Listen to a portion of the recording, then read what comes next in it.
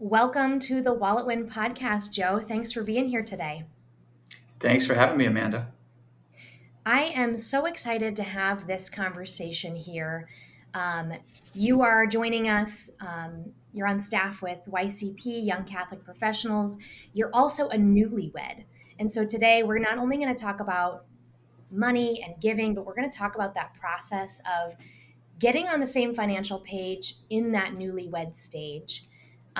My husband and I, Jonathan, in our very first year of marriage, money was it was either going to be one of the issues that drove us apart and made us fight, or it was going to be the thing that unified us. And by the grace of God, it ended up being something that unified us because we started to find a common financial language.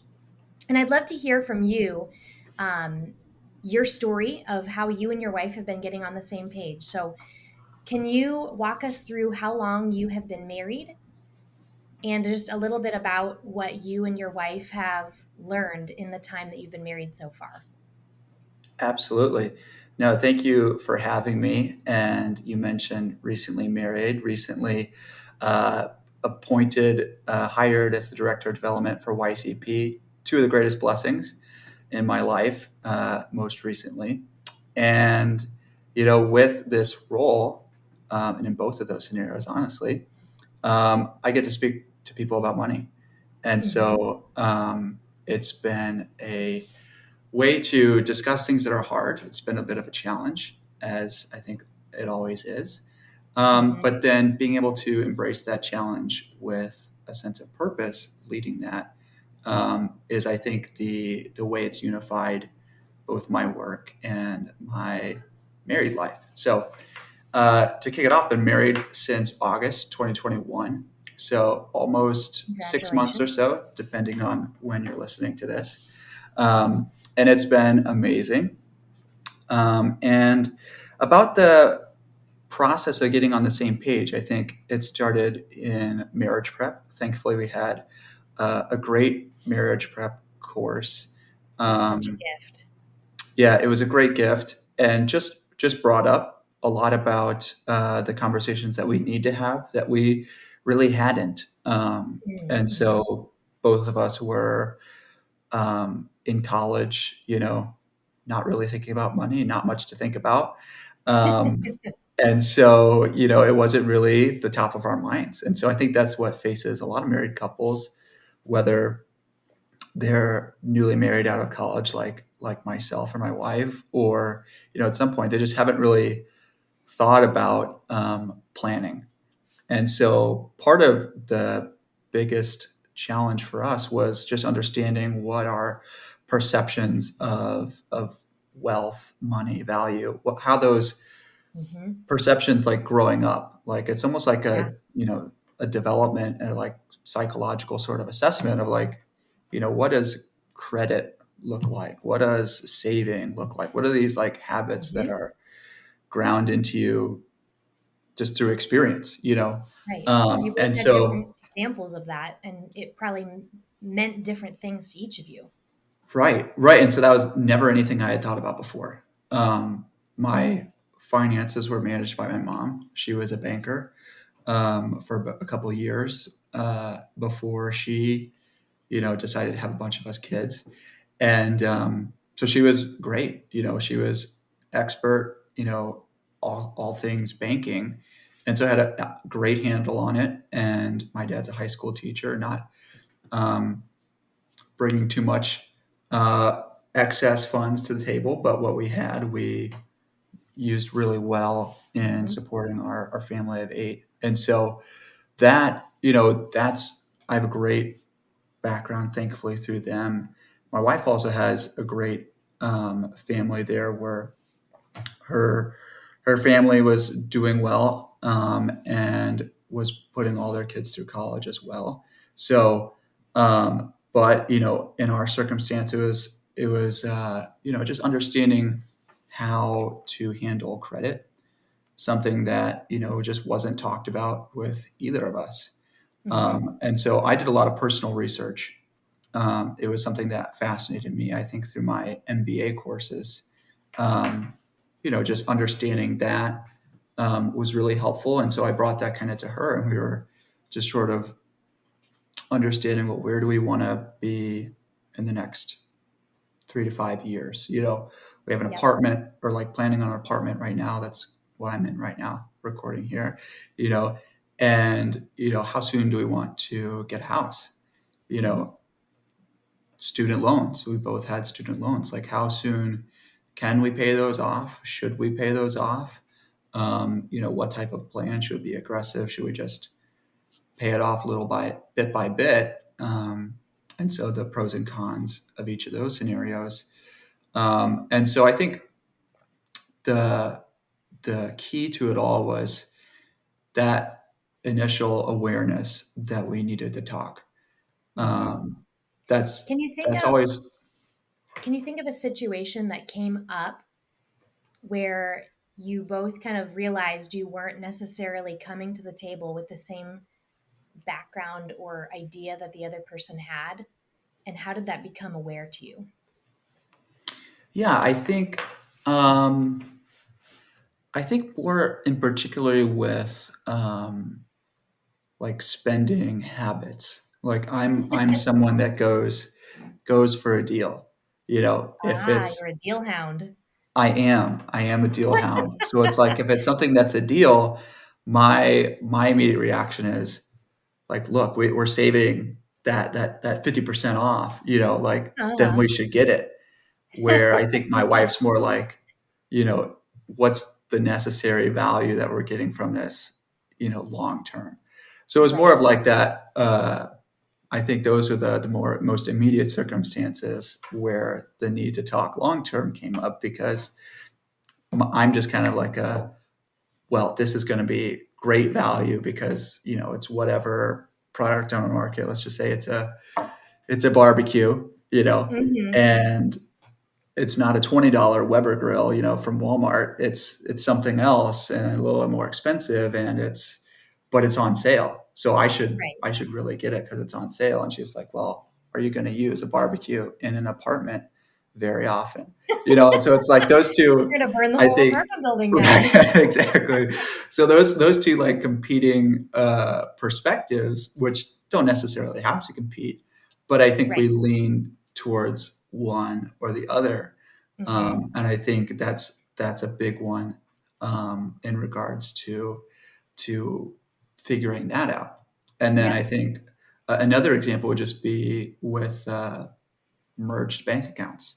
We decided to do that and having the conversation about that, and then, just talking about who spends what, and who manages what, and, what levels of expenses should be discussed before they're purchased. I Mm-hmm. think those guidelines are Yes. extremely helpful when you're first starting out, because, like you were saying at the beginning, it could be a source of a lot of tension.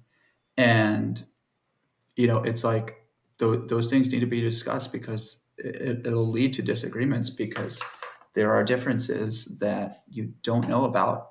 You know, you think you're on equal terms, whatever, you're driving the same car, your parents are similar, and then, they make some $500 purchase, and you're like, why?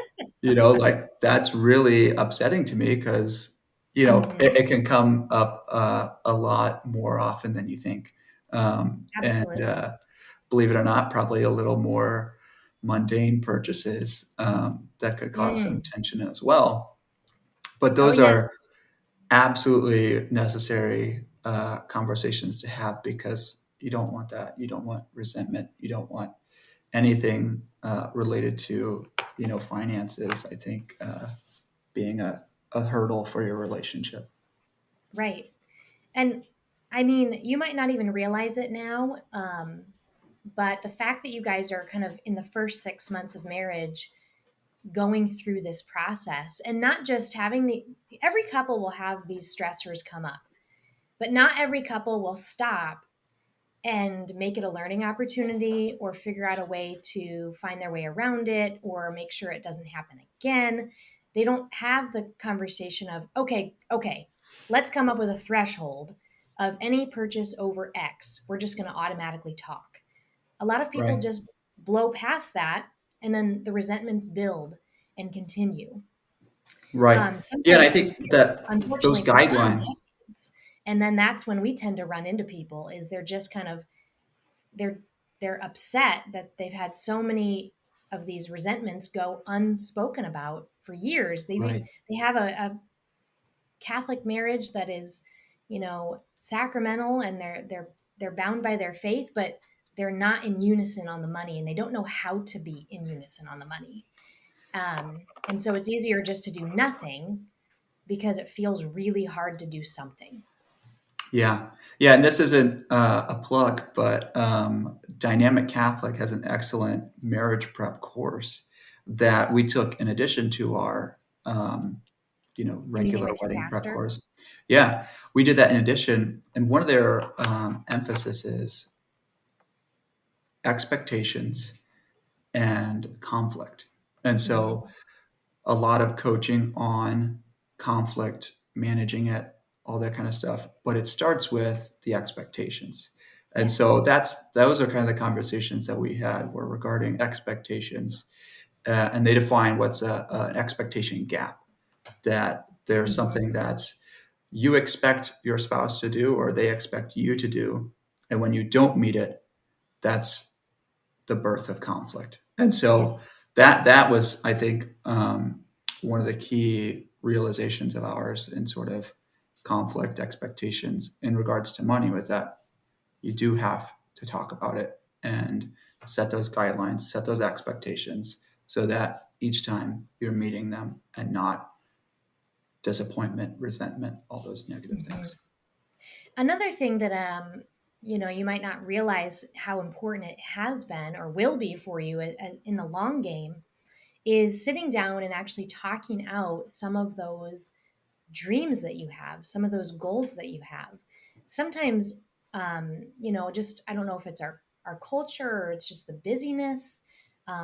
Maybe social media has sucked it out of our lives. Just stopping to pause and really dream and figure out where we want to go and just discuss some of those things that might feel vulnerable, like just voicing that I'd like to be in a house 3 years from now, or I'd like to try to grow the family. Some of these things that don't always get discussed early on in a marriage. Um, and the fact that you and your wife are sitting down to actually say, okay, we could do 9 different things, but which one do we care about? And you made your pro con list. Are you a pro conner? I am. I absolutely am. No, Is that's your wife definitely a how fan I of the pro con? And does she do it too? Or does she kind of let you list I up think the it's pros and cons? yeah, it's kind of mostly a me thing. I think that's kind of my decision making um, type. I guess I think through all the pros first. I always start with the pros, and then Hmm. I list the cons, kind of balance them, and then you know, I have a physics background, so I think the math aspect. I Mm. 5.5 to 4.5. I'm out of there. Whereas I think she appreciates it somewhat when I do that, but I'm an optimist of sorts, so she sometimes holds me in check when I start listing all the pros before considering the cons. Hmm. Yeah. So we have what we teach. We teach something called the Wallet Win Method, which is 12 steps to work through on your path towards financial freedom. And one of the pieces of feedback we get from that is that it took all the mental strain off of having to figure out what's next. Mm. And that can be so helpful because a lot of people just don't know what to do next. And it sounds like you and your wife have been having that conversation back and forth of what is going to be the priority. Where are student loans factored in here? Where's this dream of the house factored in here? You'd mentioned credit. Where's that in the conversation? And I just want to say good on you guys for being willing to sit down and to put all the things on the table and to look at it and to actually figure out what are your priorities and your goals and your values, and then lay it all out according to that. Because otherwise, it's so easy to get sucked into the vortex of life, and then life is handing you your goals and telling you what is going to be the next priority. Or financially speaking, for a lot of people, what isn't going to be the next priority because the bank Right. account's saying no. Yeah. And No. just that you guys are doing that is really critical. Yeah, I think, especially looking from the financial perspective, time is so valuable that the sooner you do that, the more time you have to prepare for those dreams, like you're talking Hmm. about. And so that's an aspect. We want to visit Europe again. We spent some time in Europe over college, and actually together we did as well. Um, but getting to Europe again, that's obviously one of our savings goals, and of course, right now, not top priority. So it's like, how do we, stack each of those in there? Keep it in mind because it's a shared dream of ours, and a few of those other smaller steps along the way, it's an opportunity to um, grow towards something, celebrate once you get there. And I like the process that you're talking about because it's a step by step process of, this is the new situation in my life. How does this adjust my goals? Um, and if I could say one more thing, I think the goal of your relationship or the goal of your marriage or the goal of your family, um, is really something you should think about, pray about, and maybe put some things on paper about, pretty early on. That a lot of the times it's, you're first married. Um, it's so exciting, it's amazing, and you don't really think about much else besides this amazing person that you're with, and really planning that long term while you're in that stage of this is going to be the best marriage we can possibly produce on earth, which is a gift in itself. It's sacramental, it's amazing. But putting that goal during that stage early on will just build a great path for your life together, ending up in heaven.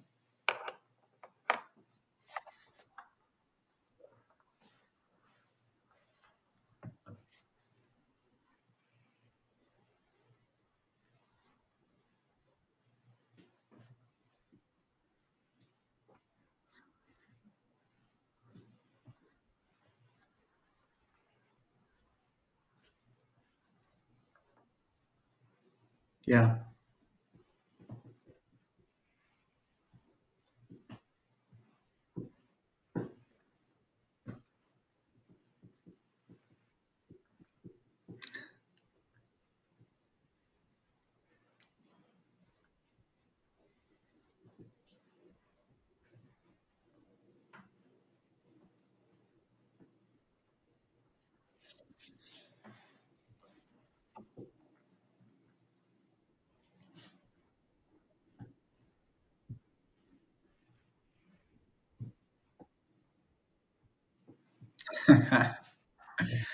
Yes, it is.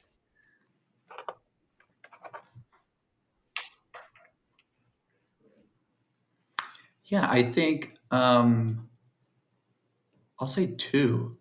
Um, First being when the government student loans, was extended. You know, for what it's worth, it was a great gift to us in the short term. But then it also helped us think like we need to assess how we're going to pay these off, and then we've made a goal to start saving, between now and May 1st when it's next slotted to kick in. um, Save between now and then almost the same, if possible, or more amount of our payments, so that then we have like, that'd be a 5-month buffer, of savings for our student debt payments. So that's a really big one, that I think was just an opportunity that opened up, and we had the chance to seize that and say, you know what, it's been moved off. Let's take some insurance time here.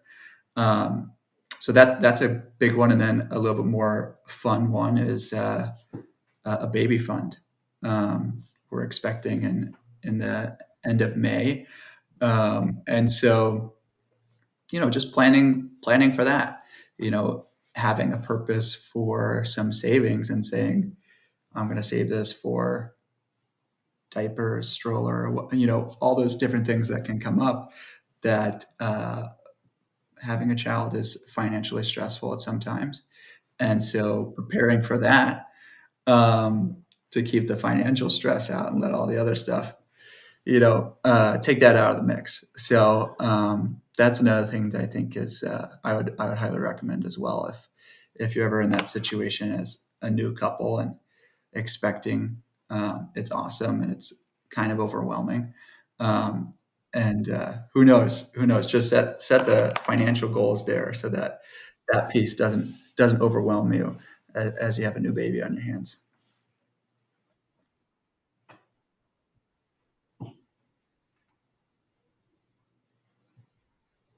Yeah.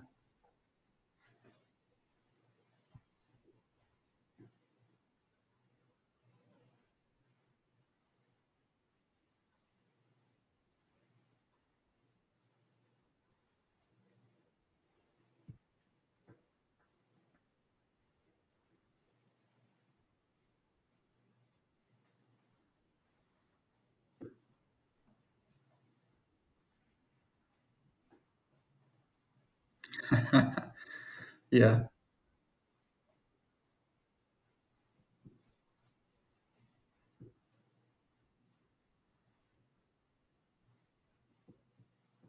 Yeah.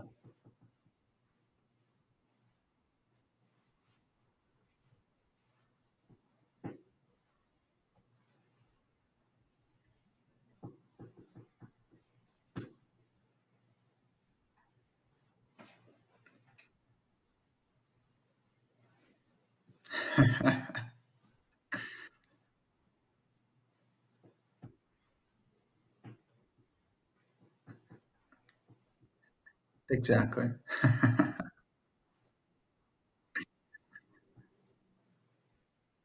Hmm.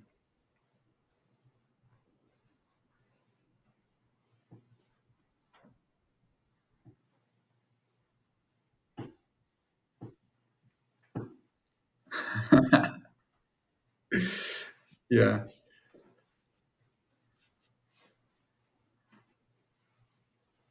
Thank you. Thank you.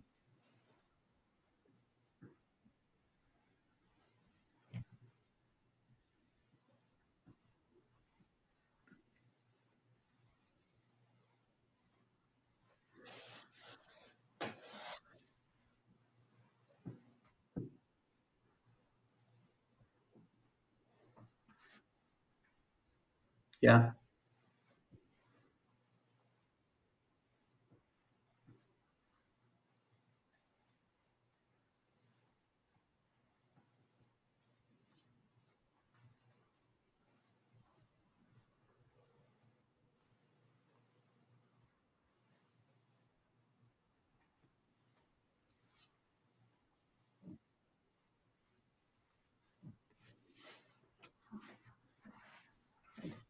Right.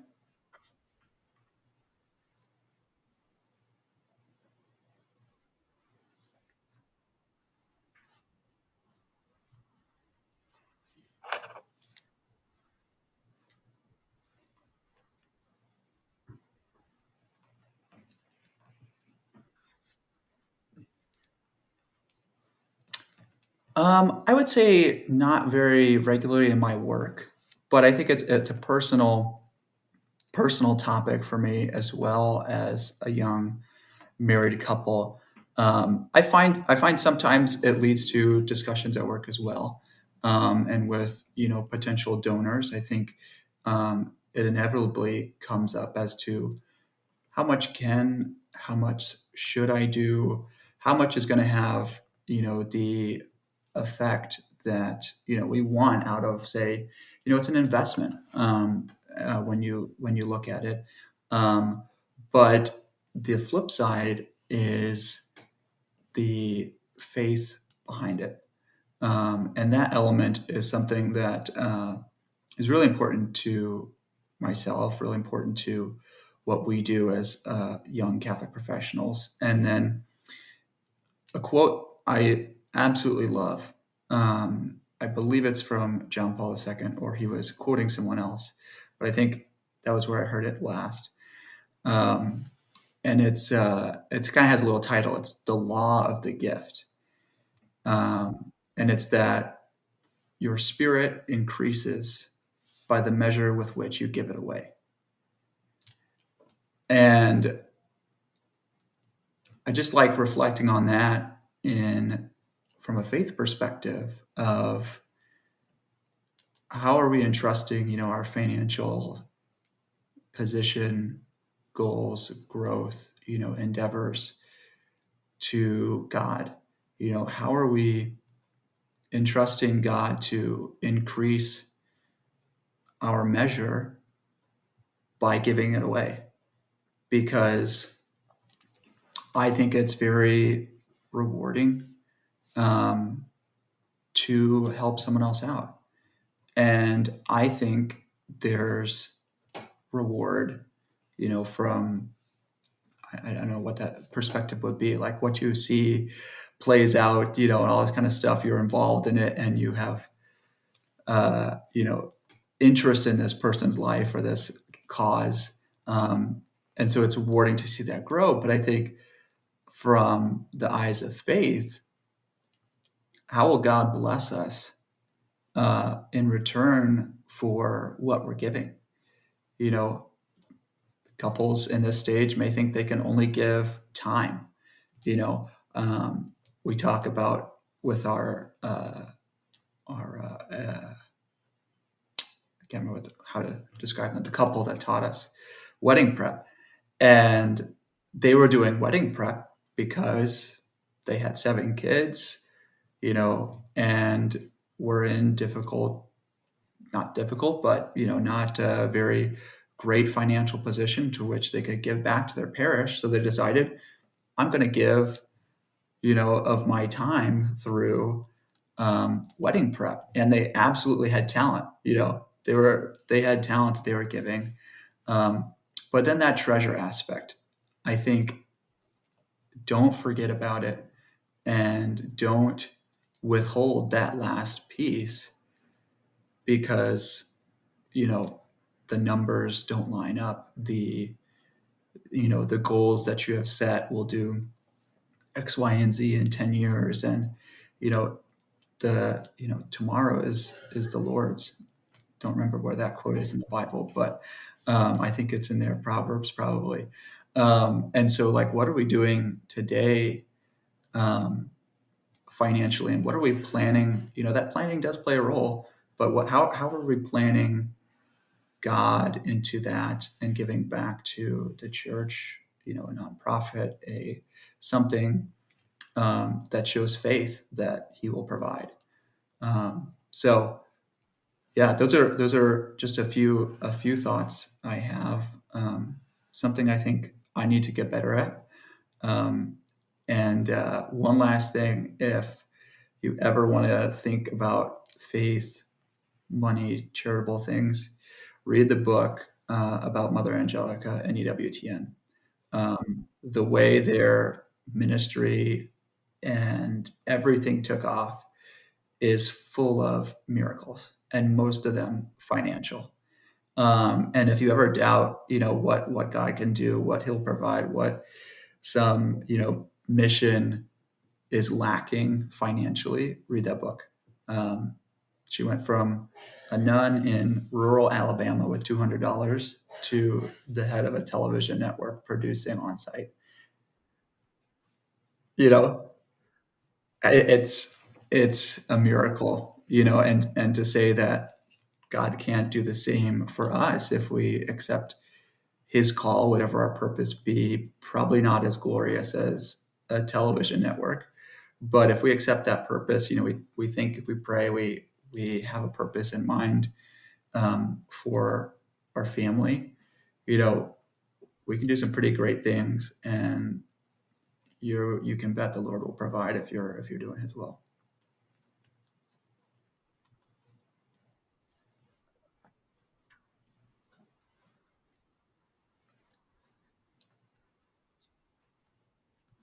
Yeah,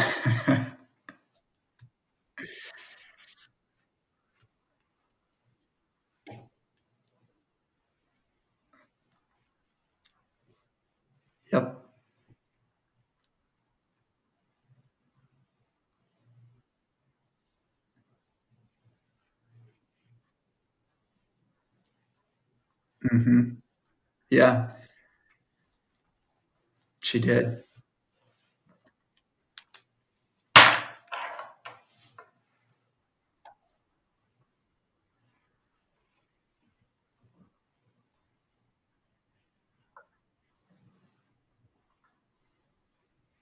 Mhm.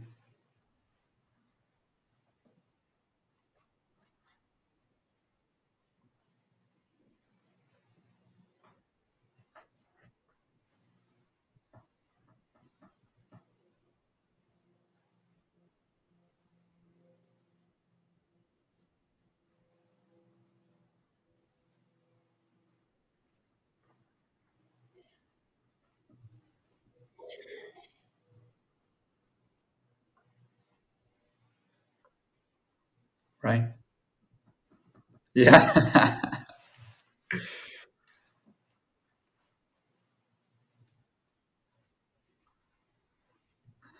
Right, right.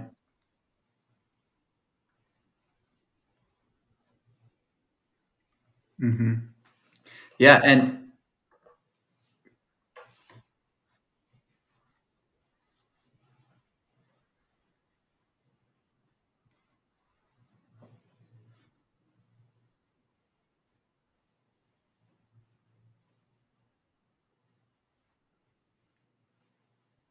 right,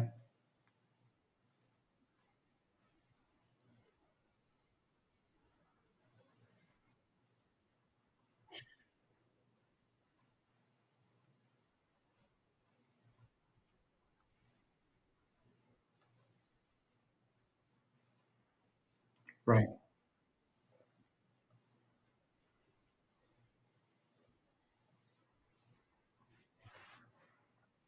right,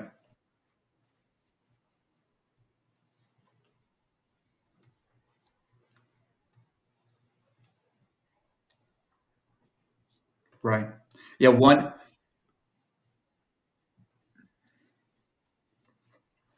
right.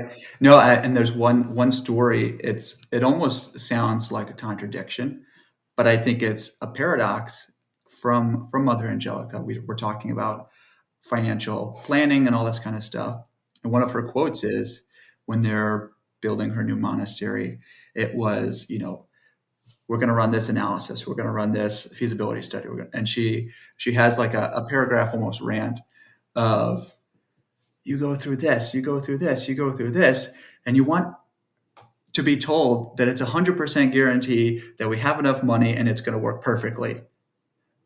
Where's the faith in that?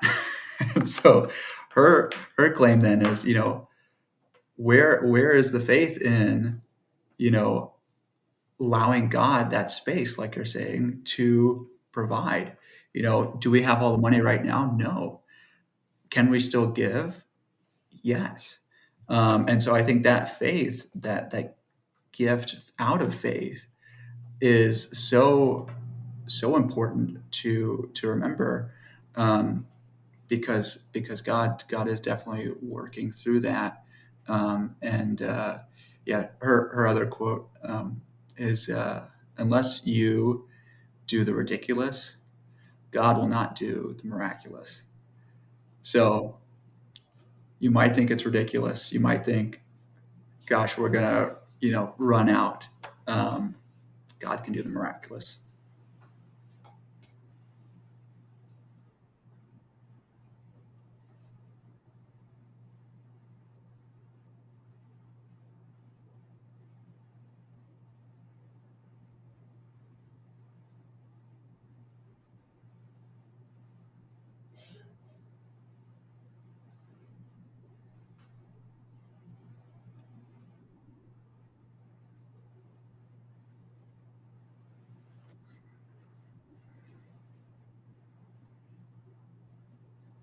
Hmm.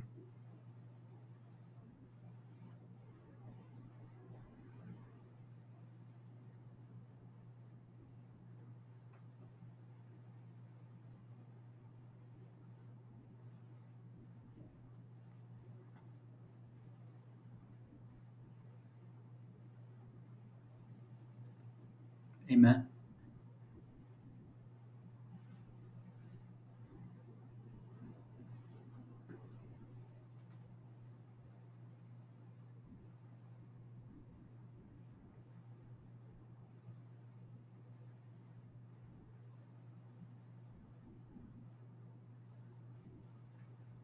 Hmm.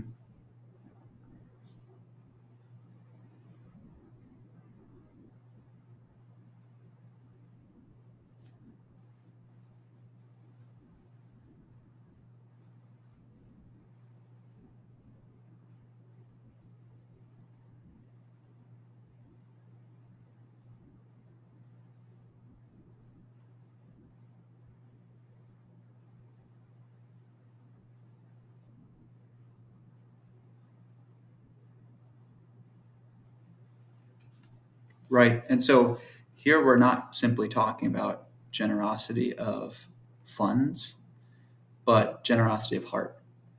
And that's key to build that heart muscle early on, to give. If it hurts a little bit, keep giving, and that your generosity of heart is definitely more valuable than what you think the generosity of funds is.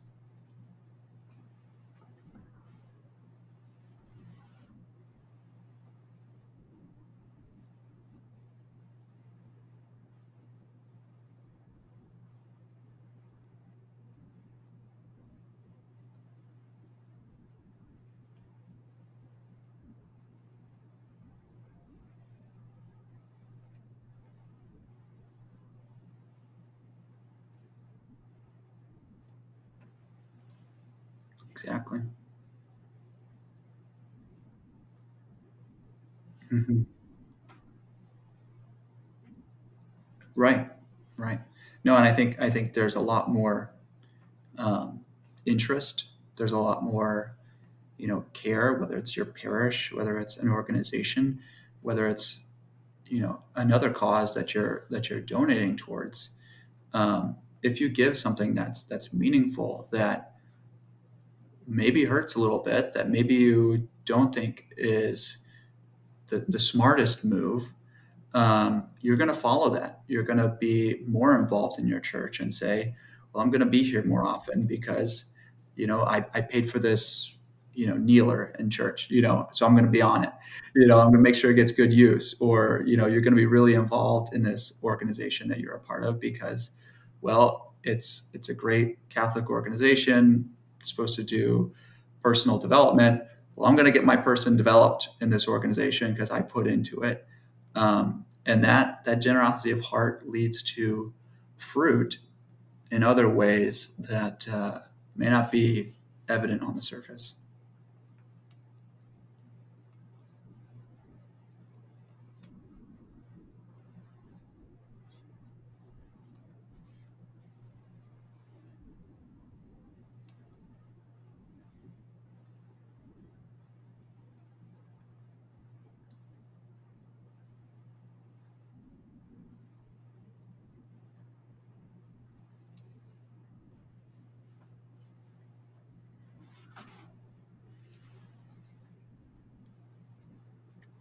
Yeah, absolutely. Young Catholic professionals, kind of how it sounds. We work with young people. Um, Almost all people are Catholics, but anyone of any faith is welcome to attend our events if they're interested in the Catholic faith. Absolutely, come out. And then professionals, we have it's a networking and community that we attempt to establish, and through the chapters, it's just a great way to connect with other like-minded Catholics. We have executive speaker series where you can learn from someone who's seasoned, has a great family life, great business career, and is a role model for you to aspire to, and also um, help you get to where you want to be in the next 20, 30 years. So it's a wonderful organization. We're in 27 cities across the country. So got started here in Dallas, where I am with the national staff, and we're growing. So great ways to get involved. We're run by volunteers on the chapter level. It's a great leadership opportunity, hosting events, networking, bringing in speakers and local successful Catholics who want to be a witness. And so that's our mission. That's our core heart of this is the phrase "working a witness for Christ." So being a witness in the workplace, in our homes, with our faith, through our daily work, that there's purpose to that.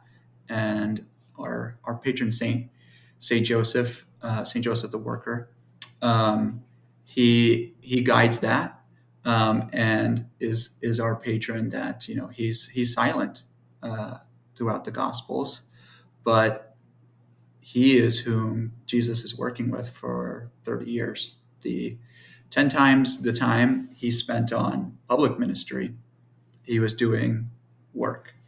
And so, what does that teach us about the importance of our work? What does that teach us about our faith in work? If God, whom we adore, spent so much time with that Saint Joseph the Worker, great guy, was so involved there, how much time should we be putting towards the spiritual element of our work? It's not something we think about. I don't think, particularly in America, we really have an understanding of. So that's a little bit about us, what we do, where we are, 27 cities. Hopefully you're in one of them. If not, we're coming there soon. And another event coming up that I'd like to share with you is we have our national conference from April 29th through May 1st. It's going to be here in Dallas. And so this is an opportunity for the entire YCP network, the YCP family, as we like to call it, to come together. We have some amazing speakers that are going to be speaking. We have some breakout sessions, business case studies, daily mass, sacraments, all the great stuff about the Catholic faith, and some professional development opportunities as well. So Dallas, April 29th through May 1st.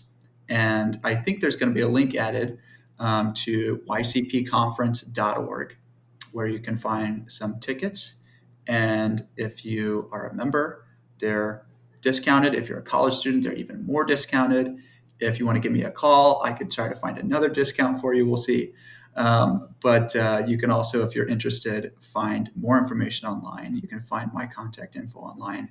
And I'd be happy to have a conversation about YCP and whether you want to get involved, whether you want to support, whether you want to mentor. That's a huge program that I didn't talk about. We have a great mentoring program and platform with over 200 mentors across the country, that you can get free mentoring through YCP with experienced Catholic executives. So I'll stop there, but go check out ycp.org. .org. Yes.